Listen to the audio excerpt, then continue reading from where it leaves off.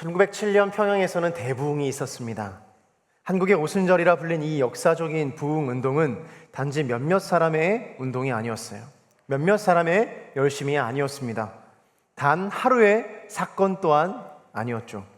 1910년 동안 1910년 가까이 이어졌던 이 부흥과 회개의 각성 운동은 전국적으로 확산되었습니다. 이 부흥은 캐나다 출신 로버트 알렉산더 하디 선교사로부터 시작되었는데, 성경 공부 모임 중에 자신의 죄를 공개적으로 이야기하면서 회개를 시작하였습니다. 그것을 들은 한국인들이 그 신자들의 마음으로 자신의 죄도 고백하고 각성하는 것으로 이어졌던 것이죠. 한 선교사의 삶을 드린 헌신과 회개로 말미암아 주님께서 이 한국의 이 평양에 대부흥을 허락하신 것입니다. 이 부흥의 역사는 단지 많은 사람들이 모이고 감정이 고조가 되고 뜨거운 기도를 드린 것만은 아니었어요. 성령의 역사로 믿는 자들이 삶의 방식이 완전히 바뀌게 된 계기인 것이죠. 조선인들의 삶이 완전히 바뀐 것이에요. 특별히 1907년 1월 장대현 교회에서 집회가 열렸는데, 이때 폭발적인 성령의 역사가 일어났으며 외국 선교사 중심의 신앙에서 길선주 목사를 비롯하여 7명의 한국 목회자가 중심이 되었습니다. 이들은 각지로 흩어져 복음을 전하고 전국에 이 복음의 불씨, 이 부흥의 불씨를 퍼뜨렸는데요. 특별히 여러분들에게 한 목사님을 소개해드리고 싶습니다. 바로 이기풍 목사님입니다.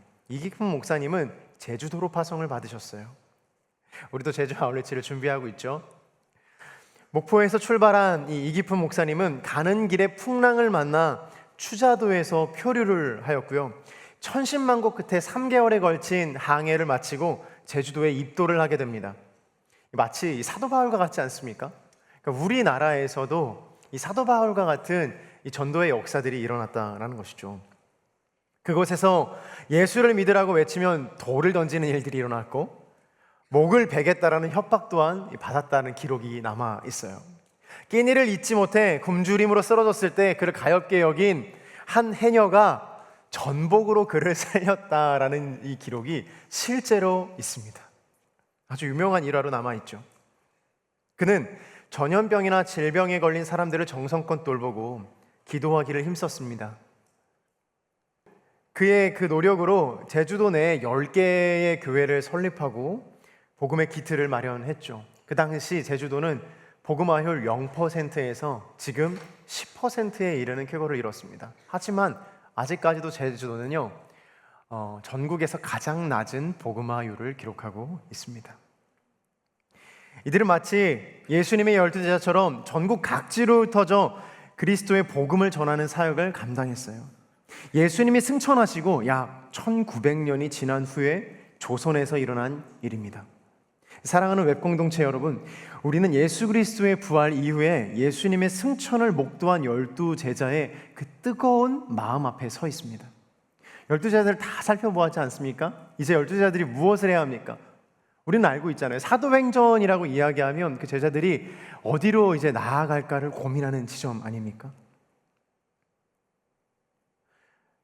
12제자를 통해서 예수 그리스도의 제자됨과 그리고 예수 그리스도의 일대기 또한 우리가 살펴보았어요. 예수님은 대단한 사람들을 모으신 것이 아니라 같은 형질에 있는 사람들을 모으신 것도 아니었고, 또한 같은 모양으로 살아왔던 사람 또한 아니었습니다.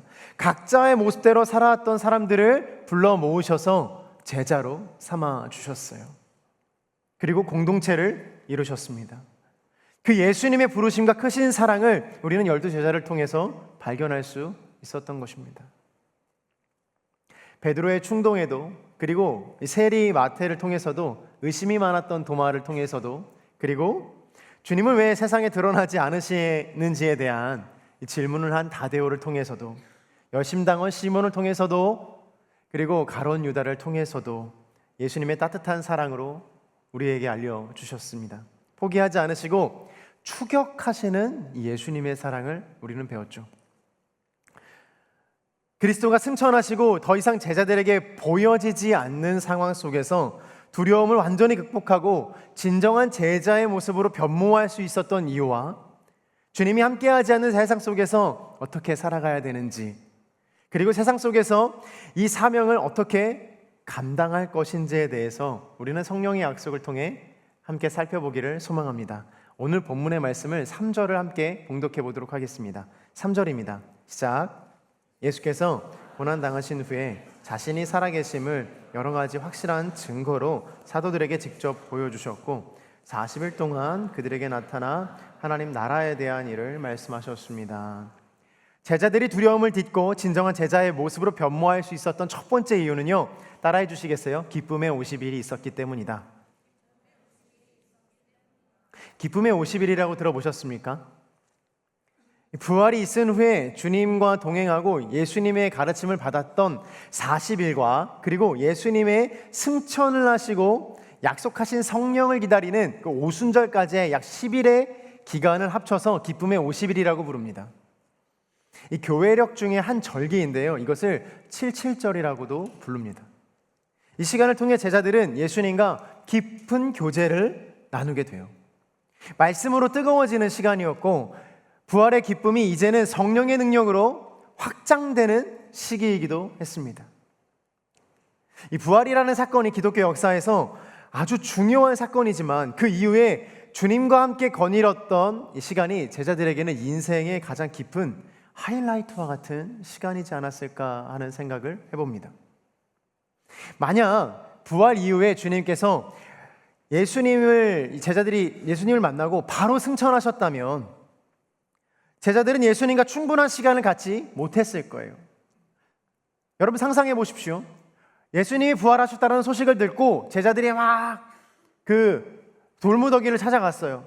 예수님 계시지 않았지만 여기저기서 예수님이 부활하셨다는 소식을 들었습니다. 막 달려갔어요. 근데 예수님이 이제 승천하시겠다고 하시는 거예요. 승천하시는 예수님을 바라만 보고 있는 것이죠. 예수님이 부활하시고 승천하신 그 모든 여정 속에서 혼란스러운 제자들의 이 상황은 여전히 존재했을 것이라는 거예요. 제자들은 다시 혼란에 빠졌을 것이고 여전히 절망 속에 있었을 것이에요. 주님께서 제자들과 함께 시간을 보내시며 그들의 혼란한 현실을 더 깊이 해석할 수 있도록 도와주시고 부활하신 예수님과 이 땅에서 천국을 경험한 것이에요. 그러니까 40일 동안 예수님과 함께 거닐었던 시간은 제자들에게는 천국을 경험한 것과 마찬가지인 것이죠. 그 시간에 예수님에 대해서 충분히 물어보고 이 사건에 대해서 충분히 나누고 예수님에 대해서 충분히 들었다는 것이에요. 혼란이, 절망이 이제는 하나님을 향한 그 하나님의 나라를 향한 시간으로 바뀌었고 확정된 나의 마음 가운데 주님을 모실 수 있는 시간인 것입니다. 사랑하는 여러분, 기쁨의 50일은 단순히 부활 후 예수님이 제자들과 다시 만날 날을 기약하며 보냈던 그런 시간이 아닙니다. 이것은 무엇을 의미하는가? 이 시대에 우리가 기쁨의 50일을 어떻게 받아들여야 되는가? 우리들에게 예수님과 동행하는 물리적인 시간이 필요하다로 받아들여야 됩니다. 이것이 무슨 말이냐면요, 주님의 부활을 경험하고 주님의 승천을 예비한 그 시간 속에서도 반드시 필요한 것이 있었는데 무엇이냐? 예수님과 제자들이 물리적인 40일을 함께하며 주님과 동행하며 주님과 교제하는 시간이 필요하다라는 것이었어요. 이것을 우리의 삶으로 다시 한번 해석해 보자면 우리의 삶이 아무리 바빠도 나의 인생에 주님과 동행하는 시간이 존재하지 않는다면, 그 기쁨의 40일이 존재하지 않는다면 주님이 내 마음 가운데 들어오셔서 정립되어지고 나의 이 혼란한 시간과 혼란한 현실을 다시금 주님 앞에 재정립하는 시간으로 바꿀 수 없다라는 것입니다. 이건 물리적인 시간이라는 거예요. 예수님을 믿으면서 교회를 다니면서 주일 한 번만 오면 되겠지라고 생각하시는 분들이 계실 수도 있다라는 생각이 들어요. 물론 시간을 내어서 정말 일주일이 빡빡한 현대인의 삶이지 않습니까? 주일에 오시는 여러분들 또한 주님의 이름으로 정말로 축복합니다. 그럼에도 불구하고 주님은요, 너무 욕심쟁이이신 것 같아요. 그거로 부족하다라고 말씀하시는 거예요. 나와 교제하고 싶어? 그러면 주말에도, 주말뿐만 아니라 주중에도 나와 함께 교제했으면 좋겠다라고 말씀하시는 거예요. 나를 더 깊이 알고 싶니? 그러면 주중에도 나를 예배하고 기도하지 않겠니? 나와 대화하지 않겠니? 성경을 좀 읽어보며 내가 너에게 하고 싶은 말들을 귀 기울여 보지 않겠니라고 주님이 말씀하시는 거예요. 이 물리적인 대화의 시간, 물리적인 예배의 시간, 물리적인 기도의 시간 없이는 오순절의 기쁨의 50일을 거닐 수 없다라는 것입니다. 사랑하는 여러분, 주일 한 번만 예배하는 것도 너무나도 축복하지만 그럼에도 불구하고 시간을 내서 예수님과 동행하는 거룩한 여러분들이 되시기를 주님의 이름으로 축복합니다. 그러니까 이런 거예요. 그러니까 우리 관계를 맺을 때 제가 여러분들의 표정을 보니 도저히 이해하지 못하는 표정에서 더 추가적으로 설명을 하고 있는 중이에요. 그러니까 이런 거예요. 그러니까 어떤 사람은요, 관계를 맺을 때 그냥 단순히 안녕 하고서는 친구가 되는 사람이 있죠. 그리고 이게 너무 자연스러운 사람이 있습니다. 근데 대개는요, 이 사람과 밥도 먹어야 되고 형제들은요, 이 사람과 축구라도 해야 되고 이 사람과 목욕탕이라도 가야 되는 거예요. 이 사람과 하룻밤 지내보면서 이 사람이 어떻게 지내는지, 이 사람이 누구인지도 알아가야 되는 거예요. 그래야 진짜 친구가 되는 거고 그 사람의 생각을 이해할 수 있는 거예요. 관계가 그렇지 않습니까? 관계 맺는 것이 힘들어서, 그 기간을 보내는 것이 힘들어서 친구 맺는 것을, 사람을 사귀는 것을 포기하는 사람들 또한 있어요. 그러니까 사람을 대하는 게 너무나 스트레스 쌓이니까, 사람을 만나는 것 자체가 나에게 너무나도 힘이 들고 에너지가 드니까. 근데요, 어쩔 수 없이 친구를 만나거나 친구를 사귀거나 혹은 회사에서 직장 동료와 어떠한 코워크의 관계에서도 시너지를 발휘하려면 이 사람에 대해서 이해하고 이 사람에 대해서 시간을 들여 사귈 수밖에 없는 것이죠. 예수님도 마찬가지인 거예요. 자, 여기서 질문. 예수님은 능력이 많으신데 그럼 나에 대해서 다 아실 텐데 내가 굳이 예수님과 관계할 필요가 있습니까? 라고 생각하시는 분들이 계실 수 있다는 생각이 들어요. 예수님은요, 그렇게 우리와 관계를 맺지 않으십니다. 우리가 관계 맺는 방법은요, 너무나 제한적이에요. 어떤 제한을 가지고 있냐면요, 사람이 할 수 있는 제한을 가지고 있어요. 하나님이 우리를 너무나도 잘 알고 계신다 할지라도 하나님이 알고 계신 것으로 우리와 갑자기 찾아오셔서 친구를 맺지 않으신다라는 거예요.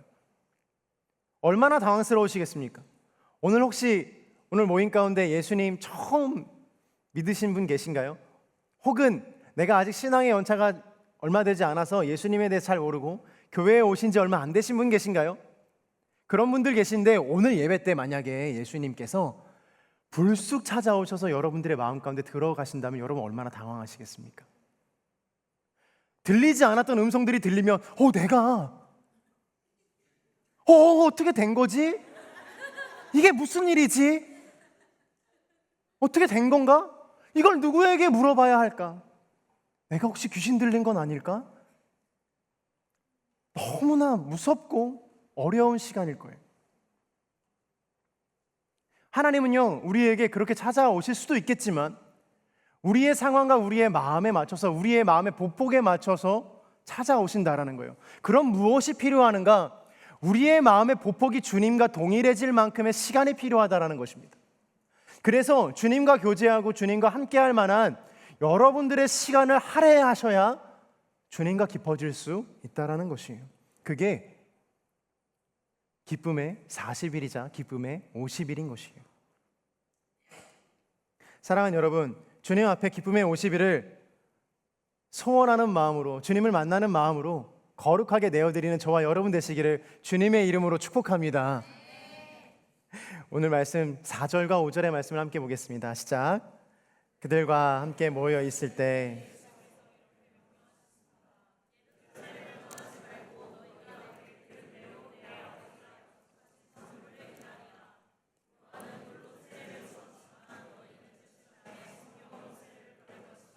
아멘. 제자들이 두려움을 딛고 진정한 제자의 모습으로 변모할 수 있었던 두 번째 이유는요, 약속하신 성령이 있었기 때문입니다. 여러분, 제가 질문을 좀 드리고 싶은데요, 제자들이 성령의 존재나 성령에 대해 알고 있었을까요? 주님께서 약속하신 성령을 주겠다라고 이야기했잖아요, 제자들에게. 그럼 주겠다라고 말씀하셨으니까 제자들이 그 성령이 무엇인지 알았을까요? 아니요. 구약에서는 성령의 존재가 나타나기는 해요. 근데 실제 구약의 인물들이 명확하게 이것이 성령이다라고 인식하지는 못했습니다.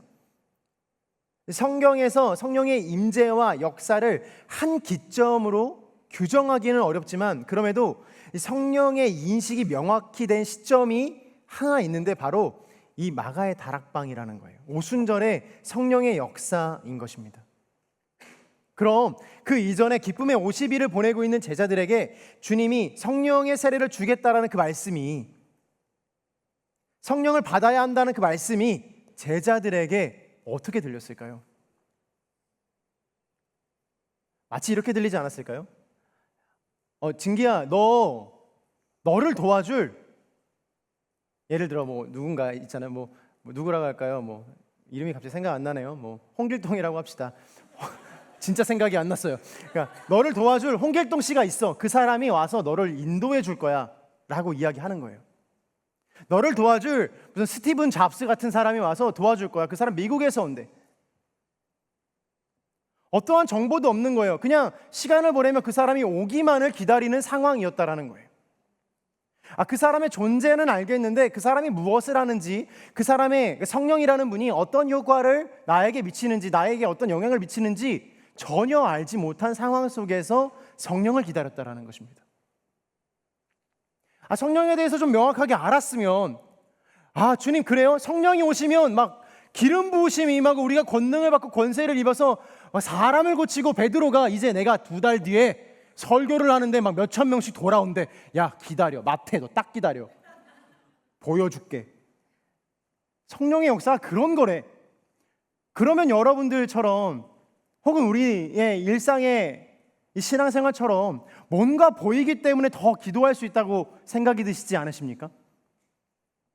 주님께서 뭔가 보여주신다면, 성령도 알려주신다면, 근데 주님은 제자들에게 성령을 소개하시고 성령을 주신다고, 그리고 성령의 세례를 주신다고 말씀하시면서 성령에 대해서는 말씀해 주시지 않으셨어요. 그리고 너가 성령을 기다려라 라고 말씀하셨습니다. 제자들은 여전히 답답해요. 제자들은 여전히 성령이 누구이신지를 몰라요. 인식은 있어요. 하나님의 영이겠거니, 하나님이 우리에게 어떤 권세와 권능을 주시겠거니 라는 생각은 가졌을 것입니다. 그 기간이 50일이 되는 거예요. 오늘 성경 6절을 보면 이렇게 기록되어 있어요. 제가 읽어드릴게요. 그래서 그들은 다 같이 모여 있을 때 예수께 물었습니다. 주여, 주께서 이스라엘에게 나라를 회복시켜 주시려는 것이 지금입니까? 너희가 성령의 세례를 받을 것이다 라고 이야기한 직후에 제자들의 물음이었어요. 성령에 대해서 완전히 오해하고 있는 거예요. 예수님이 부활한 그 다음부터도요. 우리야 성경을 충분히 알고 있고 성경의 끝을 알고 있고 성경의 교육이나 이런 신앙의 교육들이 어느 정도 이루어졌기 때문에 성령이 무엇인지 알고 있겠지만, 제자들은 진짜 답답한 거예요. 주님이 드디어 이스라엘에게 나라를 회복시켜 주시려나 보다. 당시에 로마의 통치를 받던 이스라엘이 드디어 이제 광복을 하나 보다. 드디어 이제 내 나라를 찾고 하나님께서 말씀하시는 그 포로기의 시대를 지나고 이스라엘을 완전히 회복시키셔서 드디어 주님께서 약속하신 약속의 땅을, 약속의 나라를 이루시는가 보다. 주님, 성령이 그런 분이시군요. 어서 오십시오. 근데 주님 뭐라고 말씀하세요? 그것이 아니다라고 말씀하시죠. 때와 시기는 주님만 아시다 라고 말씀하세요. 사랑하는 여러분, 저는 확신하건대요, 이 가운데서도요 성령의 존재에 대해서 명확하게 모르시는 분들이 계실 거라는 생각이 들어요. 목사님 주여 삼창하고 막 주여 외치고 기도하는데 도대체 주여가 뭐고 성령이 뭔데 저렇게 열심히 기도하나? 난 도저히 알지도 못하겠고 느껴지는 것도 전혀 없고 옆에 사람 막 눈물 막 미친 듯이 울고 있는데 저 사람은 왜 우는 건가? 사연이 그렇게 깊어서 무슨 사연이길래 저렇게 울고 있는가? 왜 저 형제는 계속 손을 들고 돌고 있는가? 우리 찬양 인도하는 건재현 형제는 왜 그렇게 소리를 높이며 목소리가 찢어져라 저렇게 찬양하라고 있는가? 저 사람은 성령 충만한 건가? 도대체 성령 충만한 게 무엇이기에 이렇게 성령을 간구하며 기도하는가?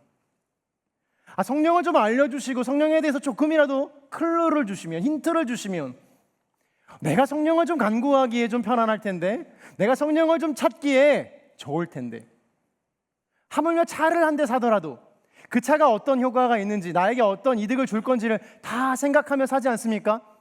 전기차를 살 건지 내연차를 살 건지 하이브리드를 살 건지 형제 여러분들 미친 듯이 고민하지 않으세요? 밤새도록 그거 보시면서 고민하시잖아요. 무엇이라도 나에게 도움이 되는지 알아야 결정할 수 있는 게 바로 우리들이에요. 그게 우리의 한계고 연약함이에요. 그런데 성령에 대한 힌트가 전혀 없습니다.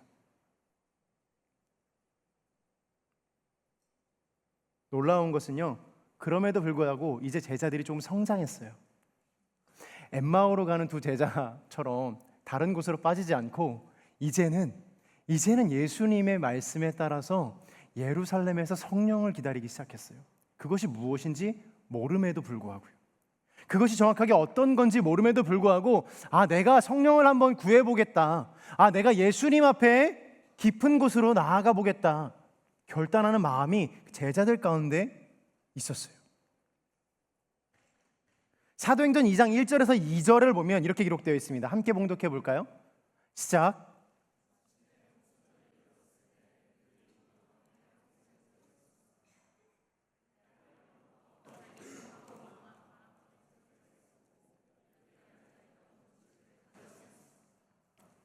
드디어 제자들이 모두가 다 함께 한 곳에 모이기 시작했어요. 어떤 사람은 저리 가고 어떤 사람은 저리 가고 도마는 도망가고 막 이랬던 제자들이 드디어 이제 예수님에 대해서 조금 아는 거예요. 예수님이 머물라 한 곳에 드디어 머물기 시작했습니다. 근데 그때 어떤 일이 일어나요? 급하고 강한 바람 같은 소리가 들리기 시작합니다. 오순절에 이르렀을 때 그들은 성령의 역사를 경험해요.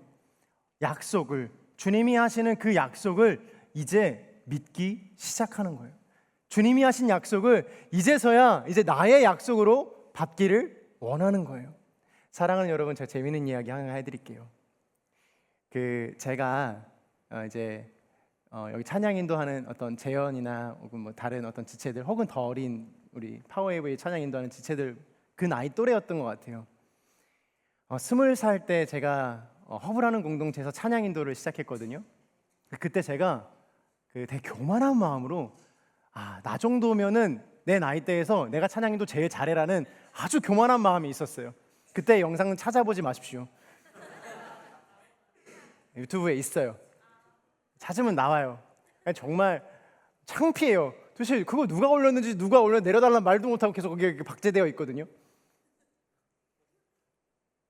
찬양 인도를 너무 사랑했고 찬양하는 것도 너무 좋아했어요. 찾지 마세요 지금. 찬양 인도를 너무 좋아했어요.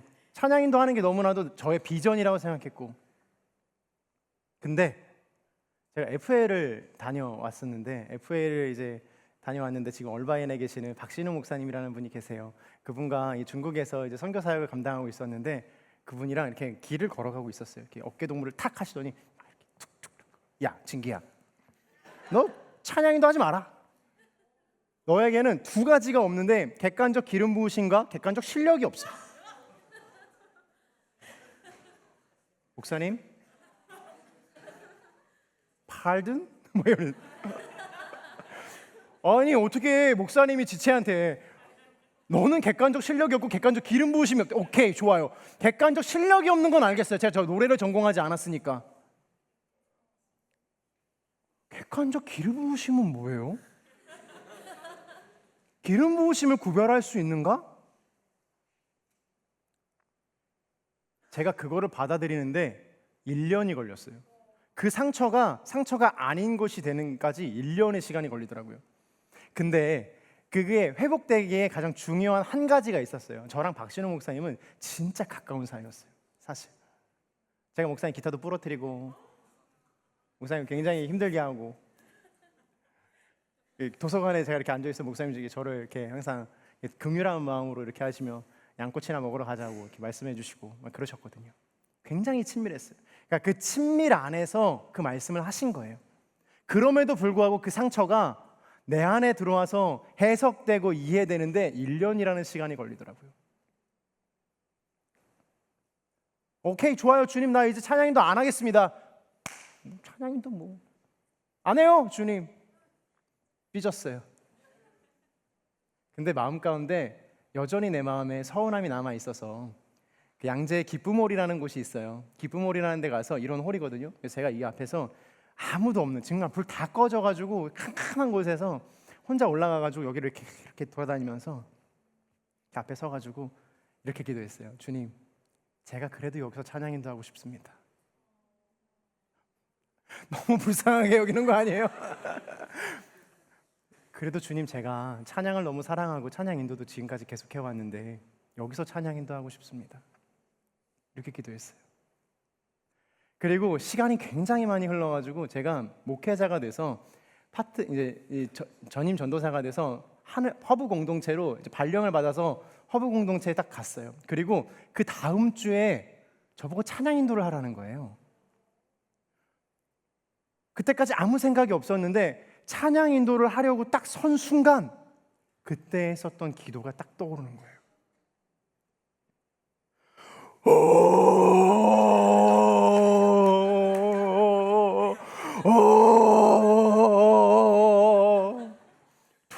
도저히 찬양 인도를 할 수 없을 정도로 대성통곡을 하며 울었던 거예요.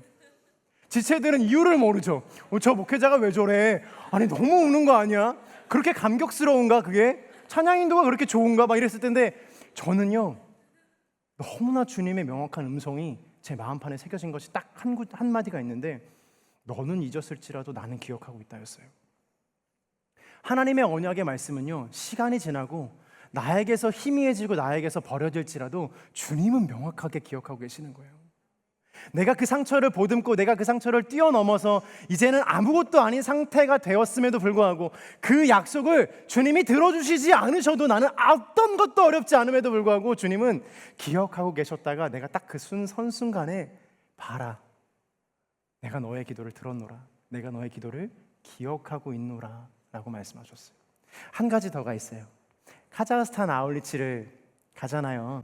카자흐스탄 아울리치엔 전 특별한 이 스토리가 하나 있어요. 제가 FA를 다녀왔다고 말씀드렸잖아요. 제가 FA 다닌 게 아니라 뭐 출퇴근한 것처럼 이야기했는데 FA를 갔을 때 거기에 계시던 선교사님이 지금 카자흐스탄 선교사님들이세요. 그러니까 그분들이 중국에서 위구르 사역을 하시던 분들이 이제 중국의 추방의 어떤 그 폐쇄 정책에 따라서 다 나오시고 그 카자흐스탄 지역에 있는 위구르 사람들을 섬기기 위해서 카자흐스탄으로 들어가신 거예요. 그래서 제가 그때도 신학생이었으니까 그 선교사님들이랑 막 이렇게 생활하고 지내면서 선교사님들한테 이렇게 말씀드렸어요. 선교사님, 제가 언젠가는 제가 아울리치 팀 데리고 선교사님 선교지 제가 갈게요.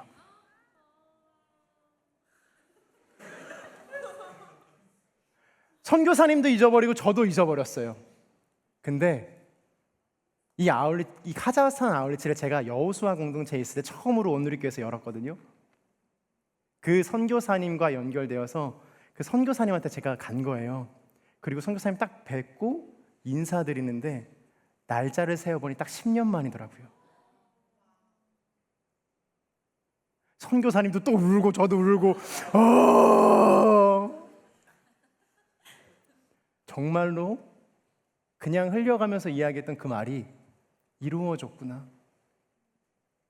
우리는 잊어요. 우리는 약속한 것이 휘발되고 하나님과 맺었던 그 사랑의 언어들도 다 잊어버리고 사라지지만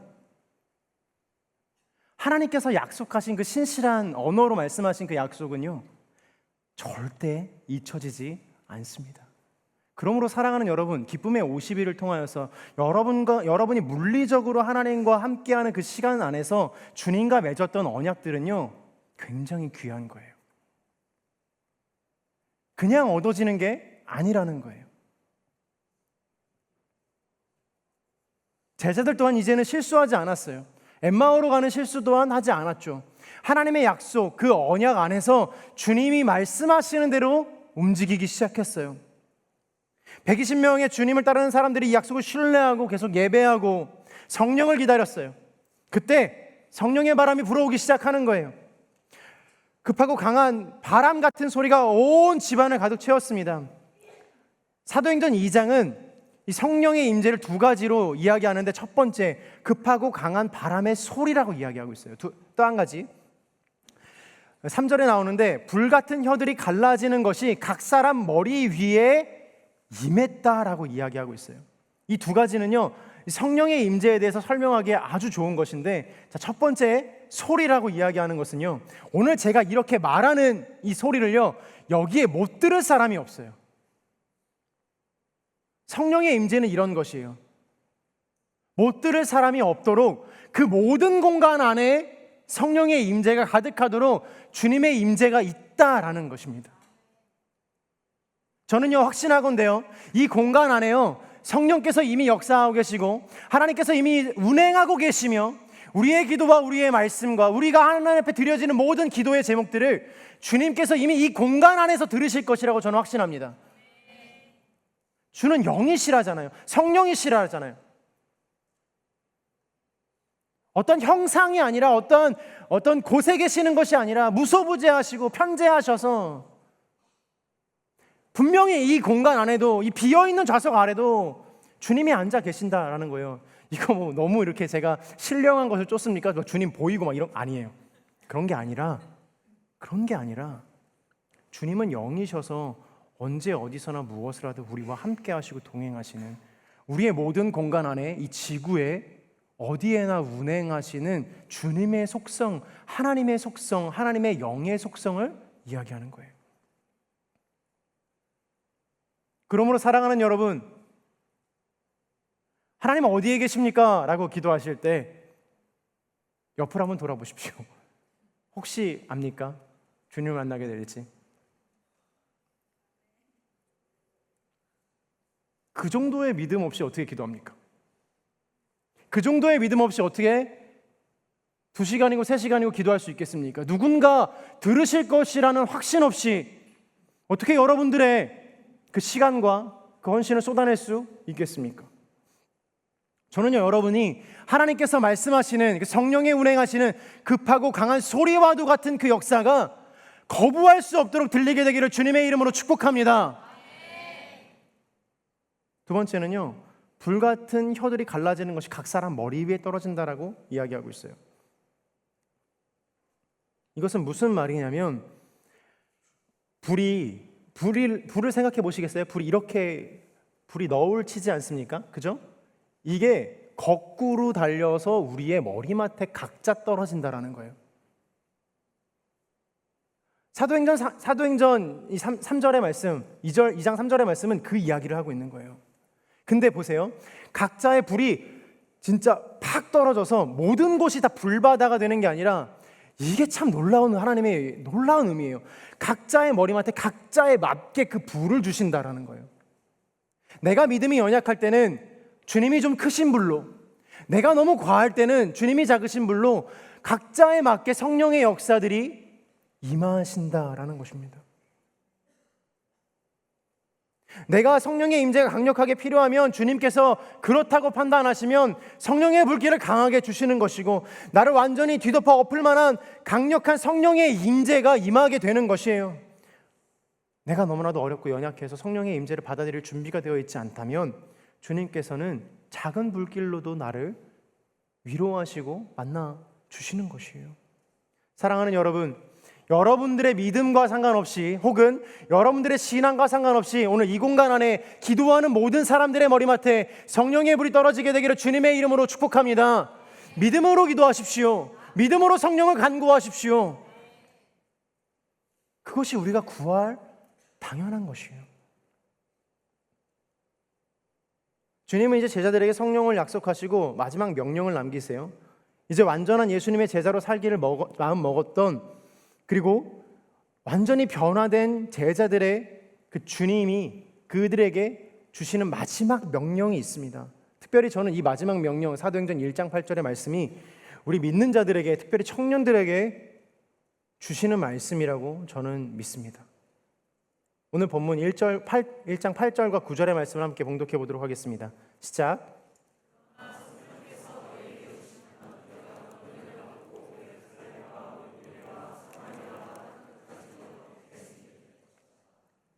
예수께서 이 말씀을 하신 뒤 그들의 눈앞에서 들려 올라가셨습니다.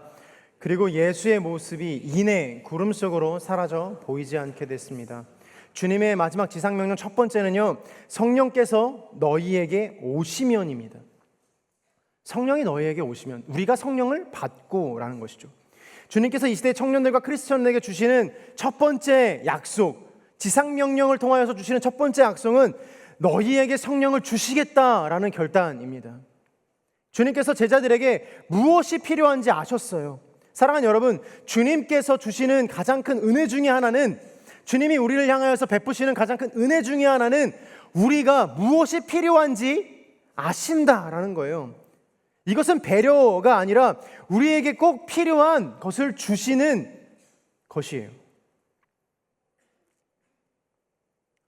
우리의 필요를 아신다라는 것은 그냥 단순히 우리의 생활 필수품을 채우시고 우리의 인생의 커리어를 채우시고 우리 영혼에 정말 내가 원하는 것들을 채우는 것이 아니라 지금 너가 필요한 것이 무엇인지 주님이 명확하게 아시니 지금 그것을 너에게 주겠다라고 말씀하시는 것이죠. 그러므로 사랑하는 여러분, 때로는 우리의 인생이 말씀으로 견인받을 때가 있어요. 말씀이 어느 때는 너무나도 꿀과 같아요. 이 말씀을 읽고 정말로 생명을 얻어요. 내가 죽으러 들어갔으나 정말 살아나오는 것을 느껴요. 내가 기도가 필요할 때는요, 내가 짧게 기도하더라도 하나님과 연결되어 있고 하나님이 이 기도를 들으셨다라는 너무나 명확한 확신이 설 때가 있습니다. 내가 그렇게 많은 친구들이 있었고 그렇게 많은 동역자들이 있었는데 어느 순간 다 떠나가고 나 혼자 남아있는 거예요. 누구도 나를 도와줄 수 없는 상황 속에서 내가 어떻게 해야 하나. 눈 떠보니 이제는 주님밖에 남아있지 않는 거라면 주님은 그 문제를 나와 함께 해결하자라고 말씀하시는 것이죠. 사랑하는 여러분, 성경에 기록되기를 마태복음 7장 9절에서 11절까지 이렇게 기록되어 있습니다. 너희 가운데 자녀가 빵을 달라고 하는데 돌을 줄 사람이 있겠느냐? 자녀가 생선을 달라고 하는데 뱀을 주겠느냐?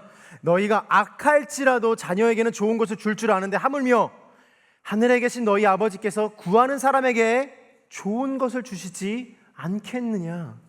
이 본문에서 이야기하는 좋은 것은요, 내가 좋아하는 좋은 것들이 아니에요. 아무리 내가 좋아하는 것들이라 할지라도 나의 인생에 필요가 없는 것들이라면 사랑하는 여러분, 취하면 안 되는 것입니다. 하나님의 관점에서 나에게 최선의 것을 주시겠다라는 약속인 것이에요. 인간 부모는요,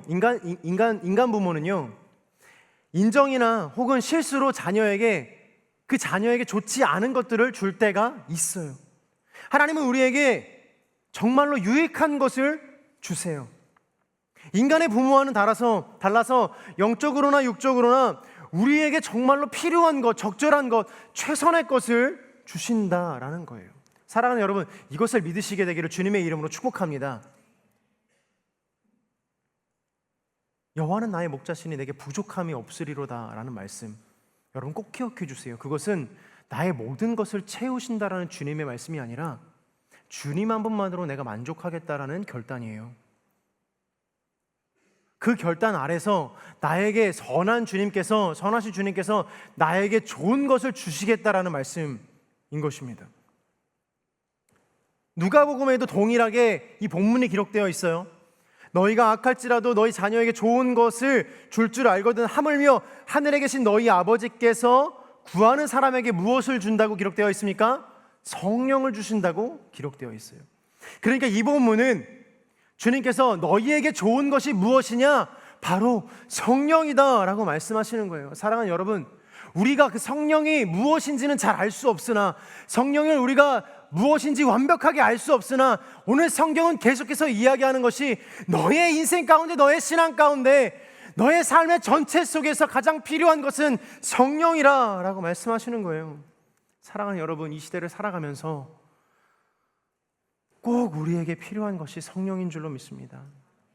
예수님께서는 이 제자들의 앞날을 아셨거든요. 그들이 겪을 고난과 고통과 고초들, 외면들, 핍박들 다 아셨습니다.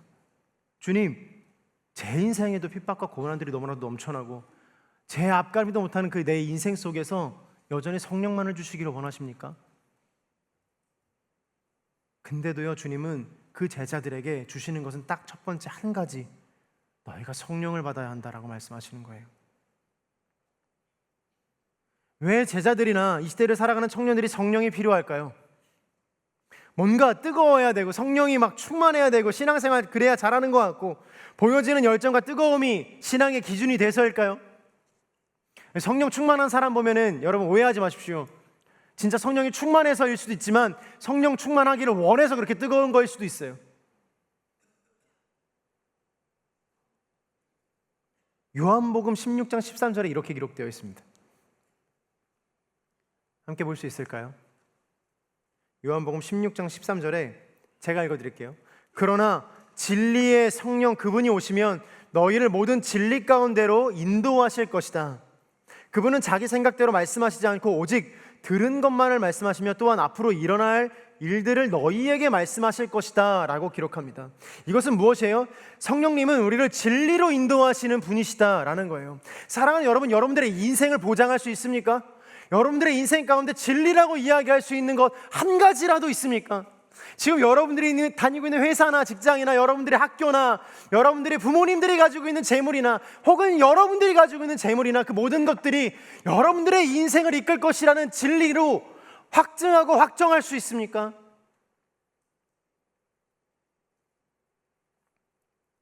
한치 앞을 알아볼 수 없는 우리의 인생 가운데 딱 한 가지 성경은요, 진리가 당신의 인생을 성령께서 그 진리로 인도하실 것이다 라고 말씀하고 계세요. 또한 성경은 보혜사라고 이야기하거든요. 보혜사는 한자어로 은혜를 베풀고 스승이 되어주신다 라는 뜻인데 성경의 원어로는 파라클레토스라고 이야기합니다. 파라는 곁에 라는 뜻이고 클레토스는 부르심을 받은 자라는 뜻이에요.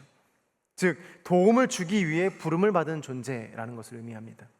성령께서는요, 우리를 도우시기 위해 존재하시는 분이세요. 안 받을 이유가 있습니까? 성령 체험 안 할 이유가 있습니까? 사랑하는 여러분, 저를 보세요. 성령 이렇게 말하면 좀 그럴 수 있는데 성령 체험하는 것이 우리의 인생의 이지웨이인 거예요. 성령 체험하는 게 우리 인생의 짧은 길인 거예요. 왜 돌아가시려고 하십니까? 왜 고난의 길을 가시려고 하십니까? 왜 내 힘으로 하시려고 하십니까? 성령께서 도와주겠다고 말씀하지 않으십니까? 기다려라, 내가 너에게 성령을 주겠다.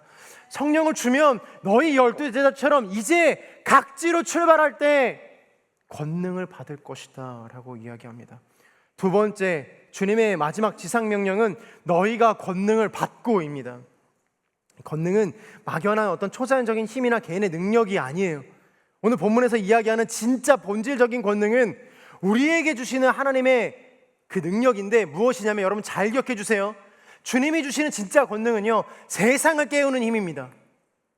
세상을 일깨우는 능력이에요. 바로 복음을 믿고 복음을 붙들어서 세상 가운데 진리를 선포할 수 있는 그 힘이 바로 권능이다 하는 것입니다. 권능의 언어적 뜻을 살펴보면 어떤 직분상의 권한보다는 실제로 어떤 일을 가능하게 하고 결과를 낳는 능력이라고 이야기합니다. 이것은 파워를 의미하는 것이 아니에요. 너 내가 권능 좀 있어, 지켜볼 거야, 내가 힘이 좀 있는데 내가 널 어떻게 할 수도 있어, 내가 아울리치 팀장이야. 정말 별거 없죠.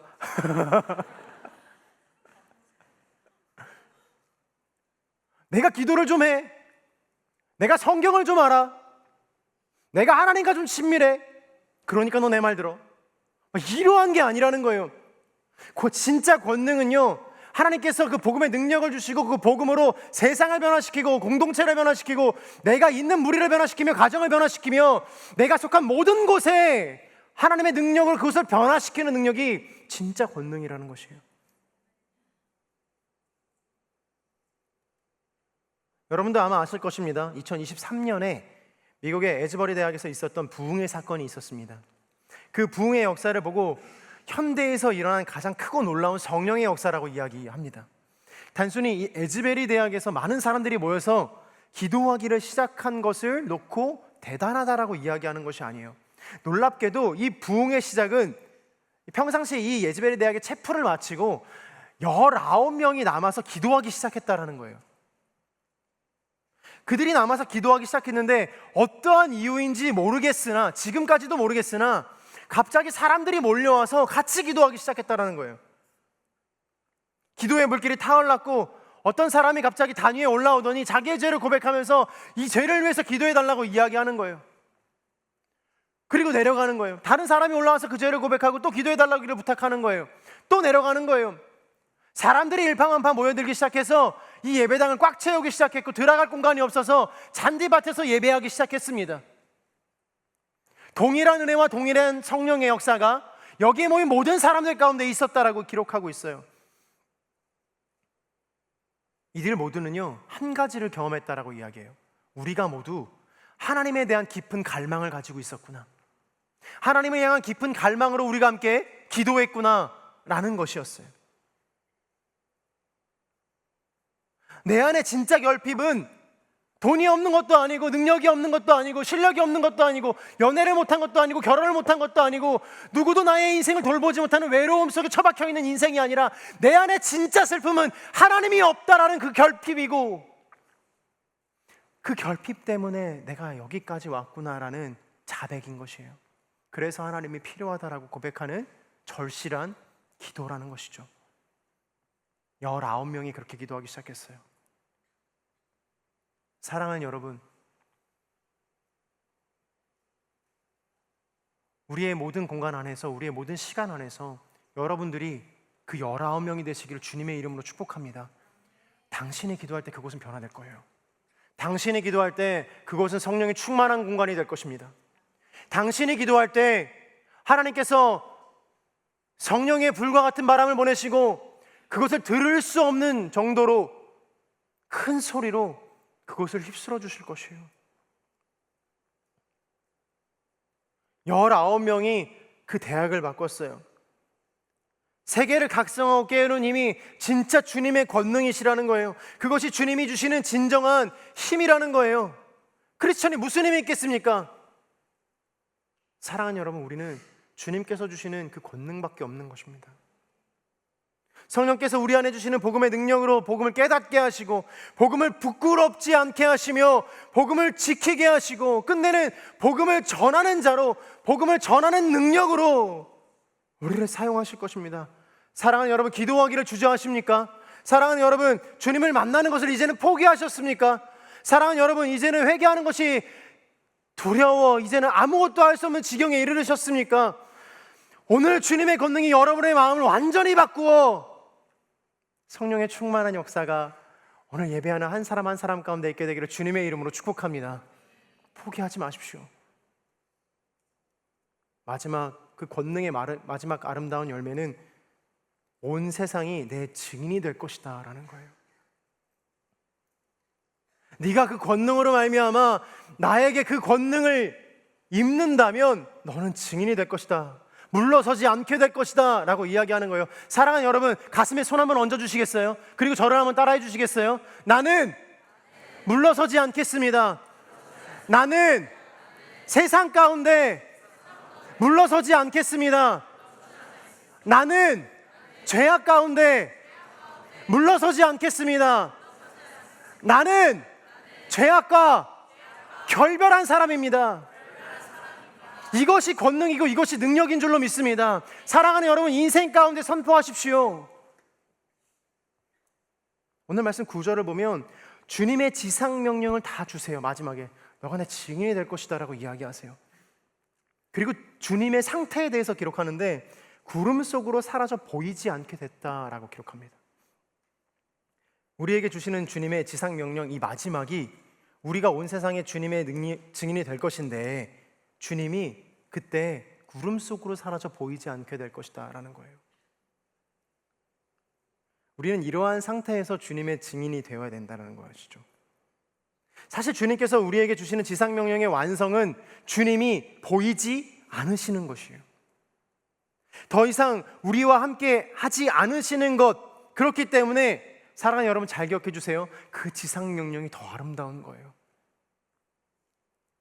주님이 보였다면 야, 저기 가서 주님 믿어라라고 이야기하겠죠. 주님이 이제 역사하시겠다라고 이야기하겠죠. 그러나 이제는 더 이상 이 세상 가운데, 이 나라 가운데, 우리가 살고 있는 이 시대 가운데 주님이 보이지 않는다라는 거예요. 어디를 봐도 무엇을 생각해도, 세상에도 학교에도 가정에도 도저히 주님이 보이지 않는 그 시간들 속에서 이제 너가 내 증인이 되어라 라고 말씀하시는 것입니다. 사랑하는 여러분, 주님의 그 부재는요, 결핍이 아닙니다. 그 부재는 너와 이제 함께하지 않겠다라는 선언도 아닙니다. 외면하시는 마음도 아닙니다. 이제 한번 너 혼자 잘해봐라 라고 말씀하시는 것도 아니에요. 우리를 세상에 버려두는 것 또한 아닙니다. 이 참혹하게 처박혀져 있는 나의 인생 속에서 너가 한번 잘해봐라 라고 말씀하시는 것도 아니에요. 오히려 이제는 아이처럼 주님만 바라보는 것이 아니라 성령을 받아 그 안에서, 그 세상 속에서, 가정과 직장과 환경 속에서 증인의 삶을 감당해 보라는 주님의 놀라운 선언인 것이에요. 사랑하는 여러분, 주님이 보이지 않는다고 해서 우리의 신앙이 멈춘 것이 아닙니다. 주님이 보이지 않는다고 해서 우리가 믿음이 없는 것이 아닙니다. 주님이 보이지 않는다고 올라가셨어요. 이제는 더 이상 제자들과 함께하지 않으신다고 말씀하세요. 제자들이 이제 그럼 또 펑펑 울었을까요? 아니요. 제자들은 이제는 목숨을 걸고 나아갔어요. 그들의 에피소드는 이제 시작인 거예요.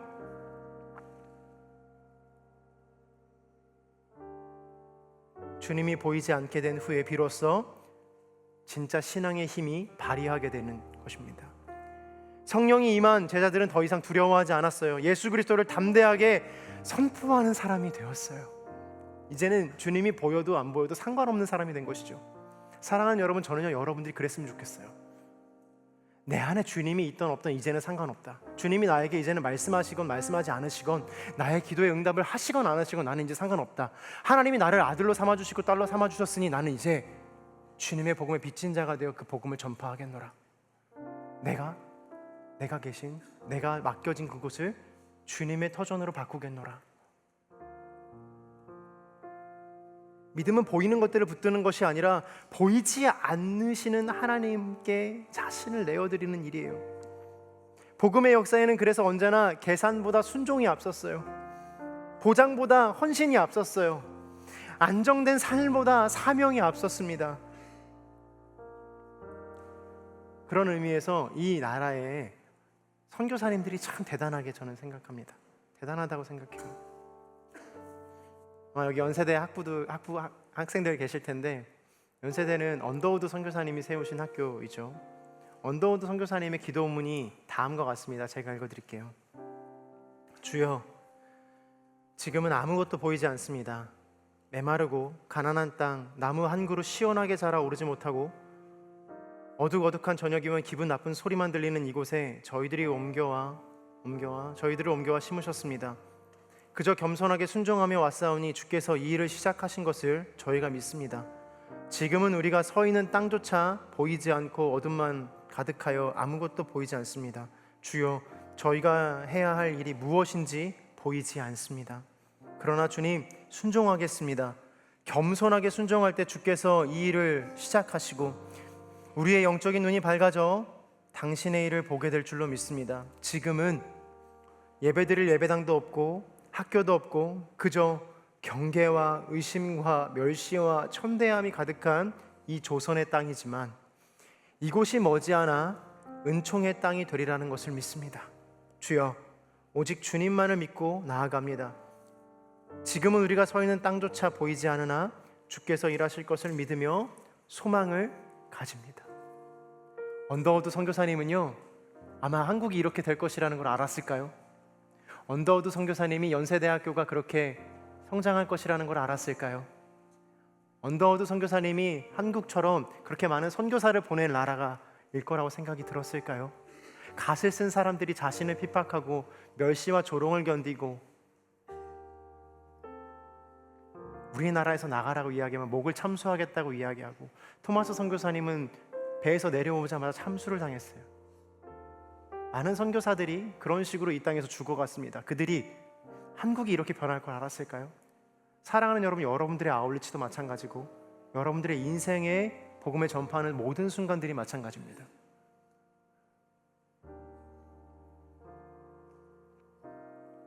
우리는 앞날을 알지 못하고 갈 길을 알지 못하고 어떠한 것도 우리 인생 안에 보장된 것이 없습니다. 그러나 주님께서는 딱 한 가지만을 우리에게 요청하십니다. 성령 받아라. 그리고 열방으로 나아가라. 복음을 전하는 증인이 되어라. 제자들의 에피소드는 지금부터 시작합니다. 근데요, 놀라운 건요, 그 에피소드가 성경에 기록되지 않았다는 거죠. 3년의 공생애는 이렇게 자세하게 기록됐는데 왜 그 다음부터는 기록된 게 없을까요? 그것 좀 알았으면, 제자에 대한 이유에 대한 삶들 좀 알았으면 더 편했을 텐데, 더 좋았을 텐데. 짤막짤막한 기록들로 그들이 어떻게 살아갔는지만 알 수 있지, 그들이 어떻게 복음을 전했는지, 그리고 그들의 복음을 정한 것들이 어떻게 이루어졌는지에 대해서는 도무지 알 수가 없어요.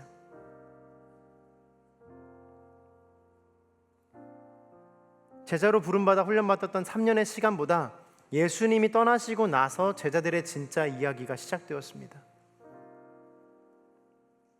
사랑하는 여러분, 여러분들의 이야기는요, 아직 시작되지 않았어요. 여러분들의 신앙의 전성기는 아직 시작되지 않았습니다. 앞으로 하나님께서 여러분들의 인생 가운데 부어주실 신앙의 전성기들과 인생의 전성기들이 찾아오지 않았어요. 그러니 낭망하지 마십시오. 오늘 성령을 간구하며 기도할 때 주님께서 여러분들의 인생의 전성기와 신앙의 전성기를 회복시켜 주실 줄로 믿습니다. 보여주실 줄로 믿습니다. 그 마음으로 함께 찬양하며 나아가도록 하겠습니다.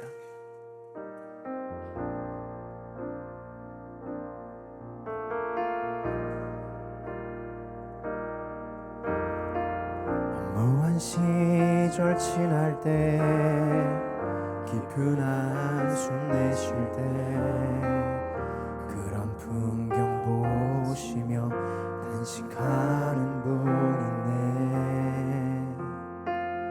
고와 같이 너희를 버려두지 않으리.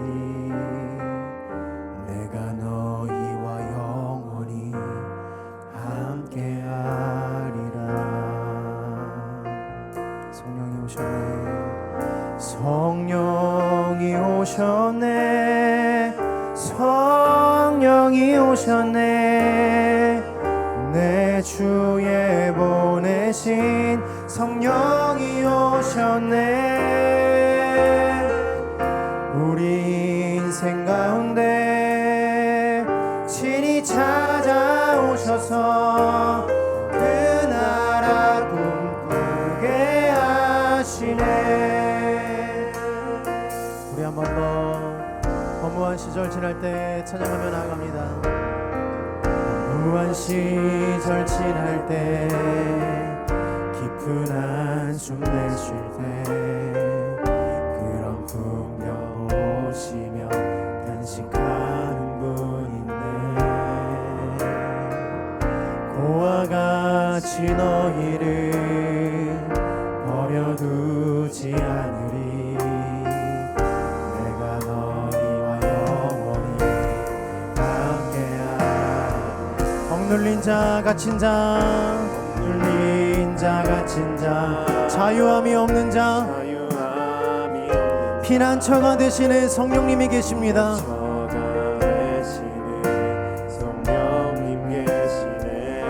주의 영이 계신 곳에 참 자유가 있습니다. 진리의 영이신 성령이 오셨네. 할렐루야. 성령이 오셨네. 성령이 오셨네. 성령이 오셨네. 내 주에 보내신 성령이 오셨네. 우리 인생 가운데 친히 찾아오셔서 그 나라 꿈꾸게 하셨네. 성령이 오셨네. 성령이 오셨네.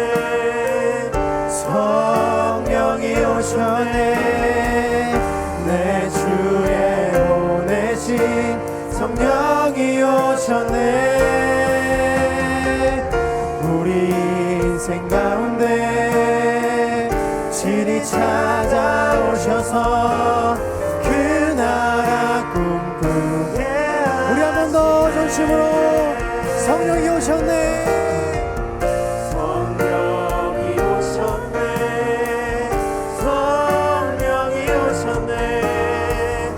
내 주에 보내신 성령이 오셨네. 우리 인생 가운데 친히 찾아오셔서. 우리 이 시간 한번 전심으로 기도할 때 한 번만 기도합니다. 주님, 우리 가운데 성령의 충만함과 성령의 역사가 있게 하여 주옵소서. 주여 한번 외치며 기도하며 나아갑니다. 주여.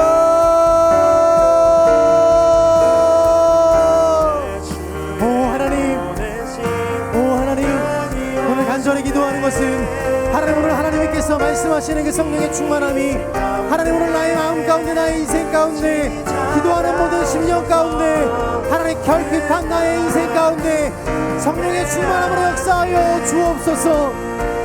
주여. 하나님, 오늘 나의 죄를 회개합니다. 하나님, 오늘 성령의 역사를 간구하며 기도합니다.